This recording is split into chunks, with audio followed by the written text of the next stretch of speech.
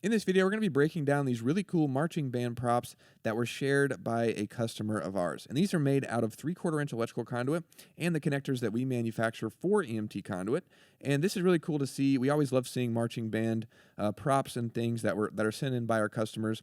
And it's a really attractive combination of materials for marching bands and such, because you can make really custom frames that are inexpensive, because you can use, that off-the-shelf material that is EMT conduit, and then you can get the connectors online from us, and you can make all kinds of stuff. I'll link some more ideas on different things you can use these for and some other marching band props that we've seen over the years. But these are really cool frames that were put together and shared in the community by Jake. I like that name. That's also my name. But these are really cool, and we don't have any more photos, unfortunately, but I'm still going to do my best to break these down, and they're pretty simple frames overall. So really, we're just going to start, and we'll break this down, and I'll kind of go over the connectors and techniques that were used.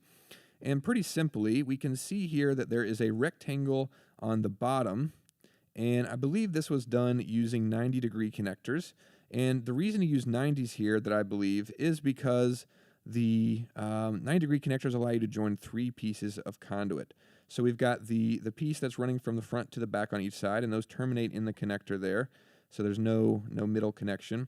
And then there's a piece of conduit that is the vertical that runs through the middle of the connector. And typically we see these used for rectangular boxes and 3-dimensional boxes. But I think the reason he used 90-degree connectors in this scenario is to allow him to have a short stub of conduit here.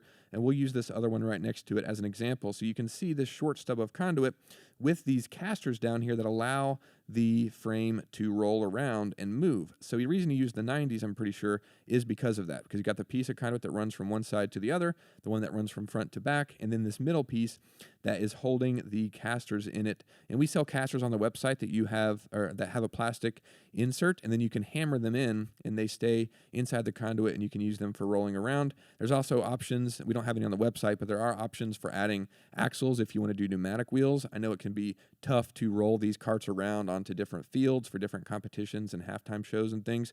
So you definitely want to keep that in mind whenever you're thinking about making these. But really cool. He's got that main frame, and then from there, he just has this A-frame design, and he used the Maker Pipe T-connectors. And we'll just go on to this next frame that's right next to it. These are all made the same way, but he's using a T-connector here, which means this horizontal piece of conduit going from one side to the other is running through the middle or the top of that connector continuously through it. And then he's got this vertical piece that terminates in the T-connector in the bottom and then goes up at an angle. And then at the very top, he's got another T-connector grabbing on, and let's see here, another T-connector grabbing on in that same way, and then it's just at that angle there, and then there's a piece of conduit running through the top half of the T-connector continuously from one side to the other.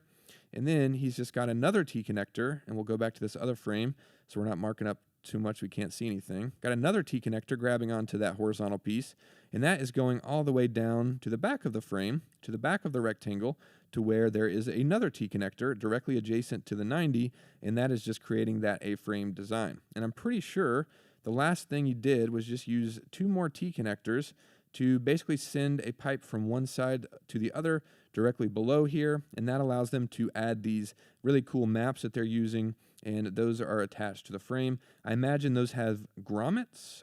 Maybe not, actually. If they have grommets, you can use zip ties or ball bungees. Those work really well for securing materials with grommets, but if not, then you could just pull that taut and, kind of secure it to the frame.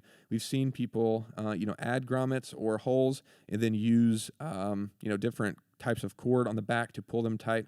It just really depends on the material that you have and how you can secure that. If you have anything specific that you don't have an idea for, feel free to leave that down below in the comments and I'll answer it as best I can.